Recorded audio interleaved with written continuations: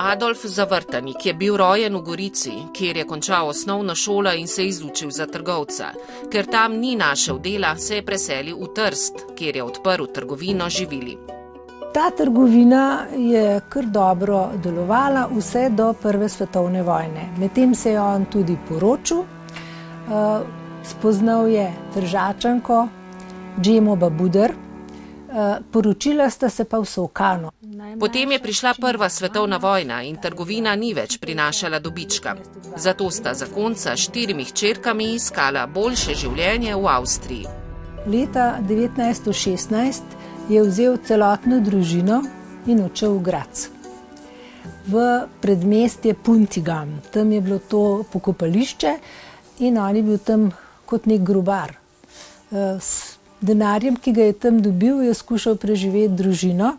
In moja mama je velikokrat pravila, da so Židje nosili hrano na grobove, oče pa potem, ded moj pa potem to prinesel puncam domov, da so imeli kaj za jesti. Tako da je bila velika revščina takrat. Po koncu vojne so se vrnili v Trst. Ni bilo več denarja, da bi lahko to trgovino ponovno zagnal. Zato se je zaposlil v delavnici, pravzaprav niti ni bila to tovarna, Leže, kjer so izdelovali čokolado.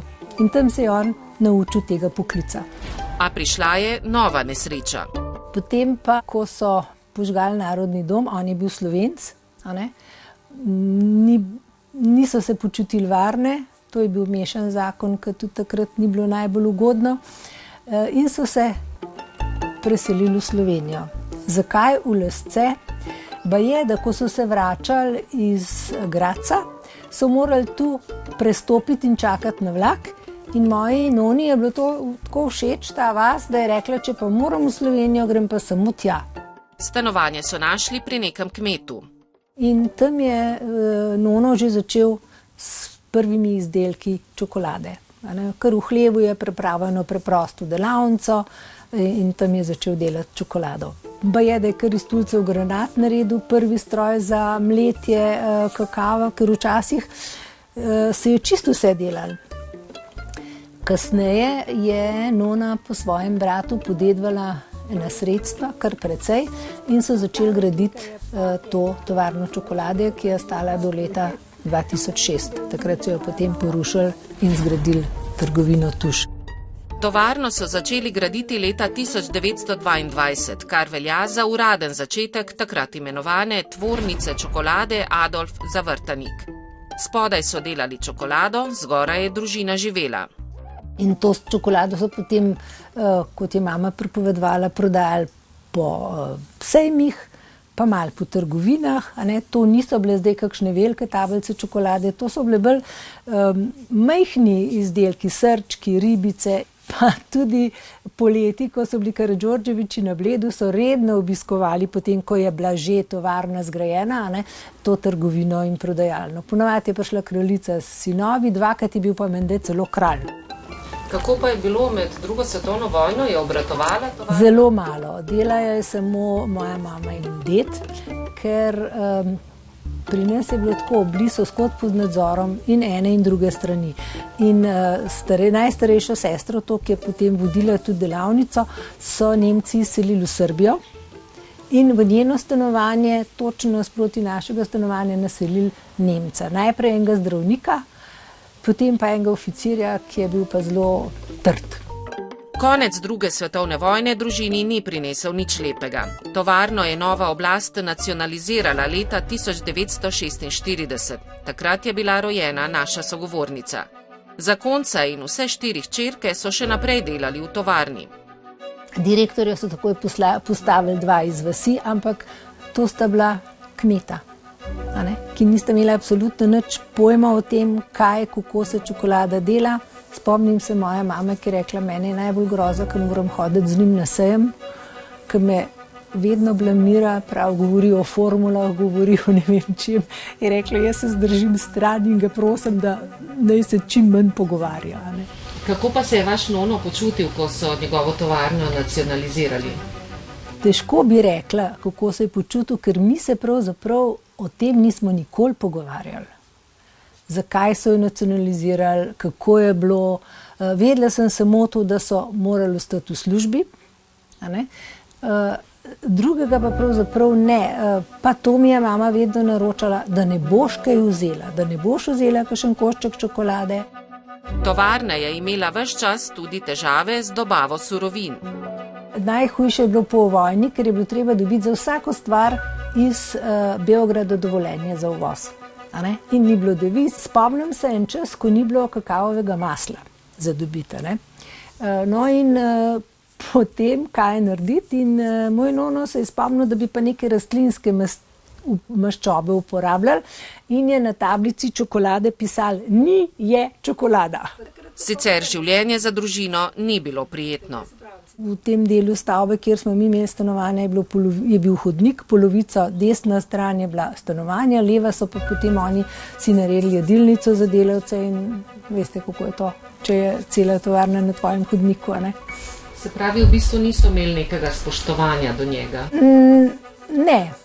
Ne, do nobenega pravzaprav, ne, ker konec koncev sta bile obe dve hčeri tudi do penziona, prva najstarejša pa še šlo do smrti v tovarni, ne.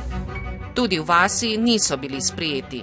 Se spomnim enega neljubega dogodka, ko so nam v prvem razredu govorili o drugi svetovni vojni, prej itak nismo vedeli, ne, kako so bili Italijani grdi in to. In jaz pridem drug dan v šolo in me pričakajo z zmerjanjem: Italijanka, pejte nazaj. In to je bilo edinkrat, da je moja mama se zjezila in šla v šolo. Je rekla: veste kaj, to je višek, mi smo prebežali pred fašisti, zdaj le nas pa takole zmerjate. Nov udarec je sledil po osamosvojitvi. Težko je bilo, recimo že, ko se je začela ta denacionalizacija, ko pravzaprav so nas hoteli zelo tako odriniti, ne, takratni direktor. Jaz sem šla k njemu, sem rekla: poglejte, mi bomo vložili za denacionalizacijo, se lahko kaj pogovorimo. Je rekel: kako si pa vi mislite? Tistega, kar je bilo takrat, ni več. Na srečo se je potem zamenjala direktorica, je bila gospa Butkovičeva, kjer smo se pa kar lepo pogovarjali. Dobili smo delnice Žita, ki so nas pri prvi prodaji potem izplačali. Tako se je to končalo, ne. Za stavbo je bila ena majhna odškodnina določena. Tukaj imamo primer Ovitka, starejšo našo deklico Zaubo, kjer se vidi, to je bila prva, avtor je Miki Muster. Malce drugačna je od tiste, kot je poznamo danes. Brez te deklice Zaubo si čokolade Gorenjka ne predstavljamo. V Mestnem muzeju Radovljica, kjer so ob 100-letnici Gorenjke pripravili razstavo, nam pokažejo celo vrsto različnih ovitkov čokolade. Vsak pripoveduje svojo zgodbo, domačini pa so se zavili v molk. Nihče noče govoriti.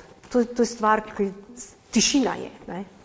Očitno je to boleča tema. Ne? Gorenjka je bila prodana tujcem, nekako Gorenjko domačini smatrajo za svojo tovarno, ki ima tukaj dolgo tradicijo in seveda to ni lahka tema. Ne? Predvsem za tiste, ki so bili v Gorenjki zaposleni.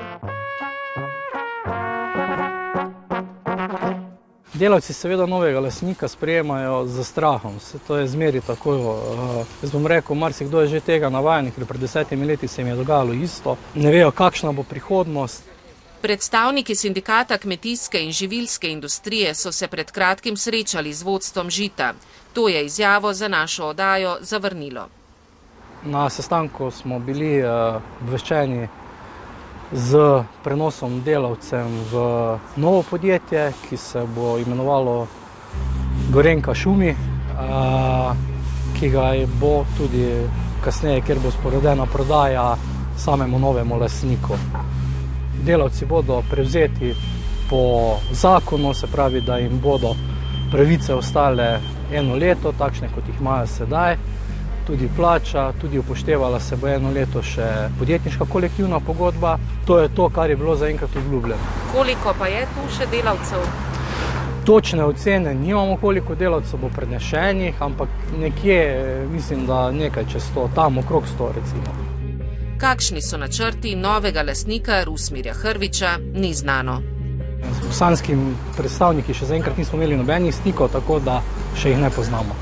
Kakšna zagotovila pa imate glede proizvodnje? A bo ostala v Sloveniji, se bo selila v Bosno? Takih zagotovil nimamo čisto nobenih. Mislim, da je vedno težava, kadar tvoje programe in podjetja iz naše države kupujejo podjetja iz države s cenejšo delovno silo. To pomeni, da ima njihov lastnik dejansko kadarkoli na voljo možnost za selitev čim večjega števila delovnih mest k sebi, logično, ker so tam cenejša.